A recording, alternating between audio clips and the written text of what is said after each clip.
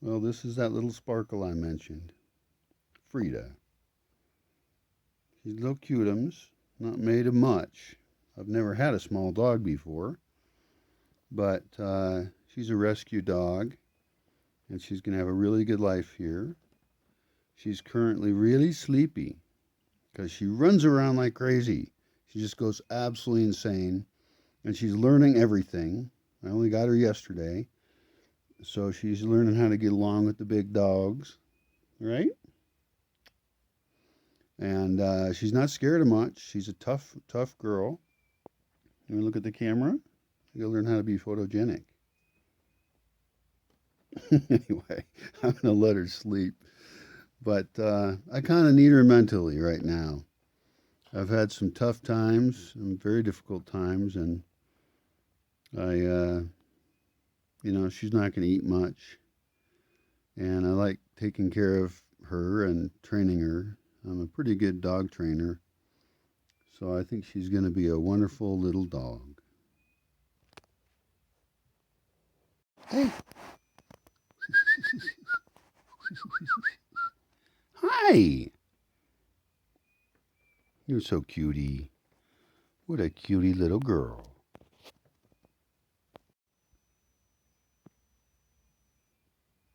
Yesterday, this puppy thought I was scary and ran away from me.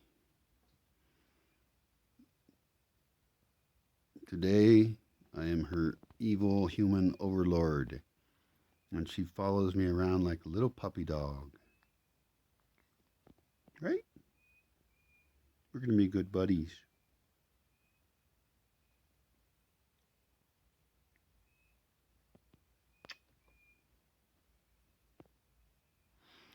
It's been so fun to watch her learn so many things so quick, like her relationship with the big scary dogs, and running around exploring everything. And I want to teach her about what's dangerous and isn't, and what she can do and not do, and that she shouldn't growl at a really big dog because she did that, but I told her no 3 times, and she stopped. You're so sleepy.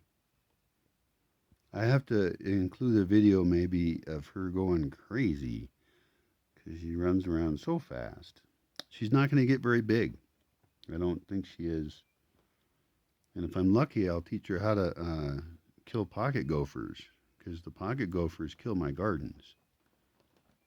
You know I have whiskers? It's very unusual for a girl to have whiskers. Maybe you could be a bearded lady in the circus. Do you want to learn tricks? You could learn dog tricks. You're very smart, and you look so cute. Yeah, I'm going to let her go to sleep, I think. That's probably a better idea. She may be the size of a toy, but there's a whole person in there. I'm a person. Let me sleep, you evil human overlord. Okay, let's zonk you out. Good night.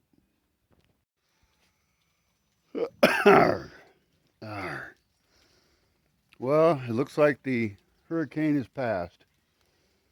The sun will come up through the clouds. Still very cloudy out, still raining. It was a long night. This was the second night with the puppy, and better than the first. She gets cold, so she likes to be under the covers. So I was worried that at night she would just want to go play constantly all the time, but she has realized that I'm warm, and so I am letting her in the bed. No, do not bark. You. No. No. You. No. I want to make sure I don't end up with a yappy dog. This little noise is no problem, but she's going to get bigger and bolder. Hi there, Boogie. This little dog does not realize how small she is. Hi, Boogie. And made Boogie actually jump back yesterday because she just ran at him so fast and barked at him. But she's being pretty good about not barking. The bigger problem potentially is Mayhem and her. And I put Mayhem and her in the same building last night. So Mayhem now tolerates this little dog kind of nipping at her a little bit on the face. This is what puppies do. And the puppy's in a bitey phase. It's going to last a while. So everything is just going great. And I'm actually being a really good dog trainer. I'm paying a lot of attention to every single detail of every interaction and how that affects her development, her understanding of the world, what's okay and what isn't. And I'm making coffee. I have no internet still, and I can't make my phone work. I think I have no signal. I can't seem to add my saldo for my card to it, which may be the actual problem. But I don't know what's going on. So still out of communication, but that's okay.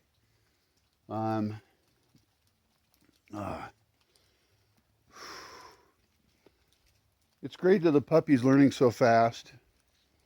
Within a few more nights or a week, we'll have settled into a great pattern. Look, she's saying hi to all the little dogs now. Hi, good boy. Yeah, that's the puppy. The puppy's okay. Yeah, you like love too? Yeah, everybody wants love. And she's definitely bonded with me. She sleeps right close to my face, and she nibbled on my beard a little bit, and she licked my hand. These are good signs of affection, that she trusts me, because at first she was just scared of me and wouldn't even let me pick her up. I'm giving her a can of tuna fish a day. She did eat some big dog food.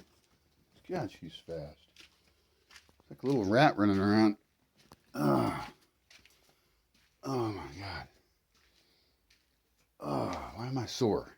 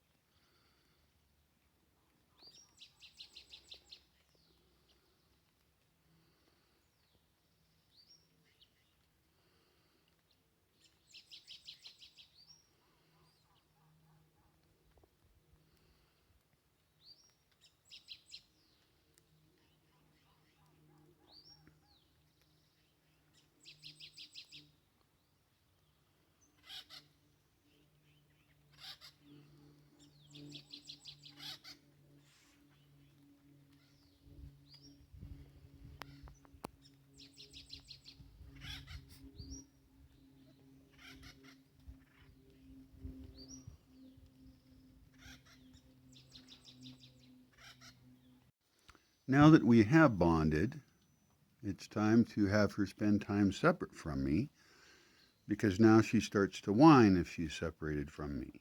And the dogs, aren't super playful with her, but if I leave them alone, I think that they'll make better friends too. And I don't want a dog that has to always have me. That's a very bad thing. It's also a bad thing to have a one-man dog or one-person dog that only associates with one person. Now, unfortunately, I don't have a lot of other people here. In fact, no one. So any opportunity I have to have her socialize with other human beings or dogs will be a good one. She also has fleas, so I need to give her a flea bath. My style of dog training comes from books by the monks of New Skeet. These are monks somewhere up in the northeast of the United States, I believe. And they raise dogs. They raise German Shepherds from puppies. They also advise people who come to them with the dog, and they kind of train the dog and the people to be having a better relationship. Anyway, they have a book called, I think it's called The Art of Raising a Puppy. And I read that multiple times a long time ago when I first got a puppy. Now, I've since raised a lot of dogs, and out here in the forest, the method of raising dogs is a little more lax. But I really think that their method is really good. It's very dog focused. I'll give you a couple examples. For example, they do tether training, where they tie a dog literally to a monk so they're always together, kind of like a mama dog and a puppy would be. And so the monk is always there observing the puppy and doesn't have to do these harsh training sessions after the puppy has already decided it's going to do whatever it wants. They can do these very light training sessions where the monk just goes, and the puppy goes, oh, I guess that was bad. You can do micro training kind of.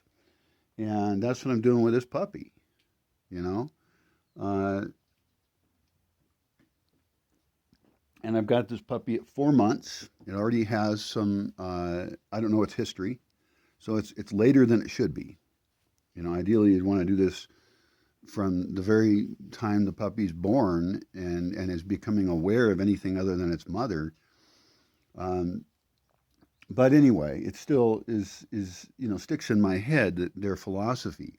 They have great respect for dogs. They do things in the ways that dogs can understand them, and they're not real directly authoritarian about it. So I'd recommend anything by them. Now that book was written a long time ago, so they probably have new books. I think they have videos as well. Um, I'm not certainly an expert dog trainer, but their philosophies really stuck with me, and I'm using them with this dog, and I'll be spending all my time with this dog, while also getting the dog to be independent a little bit and not be too focused on me, because my needs are a little different here. The dogs I've got now were not trained that way, uh, but they've all ended up pretty good, and I don't do formal training sessions even. Now, the monks of New Skeet do formal training sessions, and they have dogs that are more set up for civilized society. Like my dogs barely know how to be on a leash. Some of them are better than others. But I never walk them on a leash, so they're not trained for civilization, they're trained for the forest. That's actually a bad thing because something could happen to me and they may need to live in a more civilized location. On the other hand, dogs in this general area, there's no leash law here, so dogs just run around. Of course, they also often die at a young age. So, what are you doing, honey? What are you doing? So I should never have to loudly say no to the dog. I will do it in certain cases. I think I did it earlier today for some reason. And you shouldn't have to repeat no. There's a lot of rules that you can follow that set you up for dog training. And of course, each dog is different. In this case, with this dog, I really don't want the dog to be yappy. So I'm going to discourage all barking behavior because I'm afraid, right now the barks don't sound that bad. And my dogs bark at things and it's appropriate, they bark when there's somebody new comes, they bark when there's wildlife, they bark when somebody passes by, they bark when somebody arrives, they're kind of like my doorbell. And that's all fine. But if this dog gets a high-pitched yap, I hate yappy dogs. Everybody hates yappy dogs. I don't know if everybody does, but I sure do. And so I'm going to discourage vocalizations that are louder. Now, I don't mind the little frustrated whine, the little, or the happy noises. That's all great. And so far, she's been just fine. I have discouraged her from barking at the other dogs because that's going to also set up an aggression thing. But, from a distance, she doesn't know that she knows the dog. Dogs don't have great eyesight. Surprisingly, they have great hearing and they have great sense of smell. Like their sense of smell is way better than ours. So, like right now, she's kind of growling off in the distance because you can probably see a dog way over there somewhere. So she's experimenting, but I'll work with her and everything will end up all right.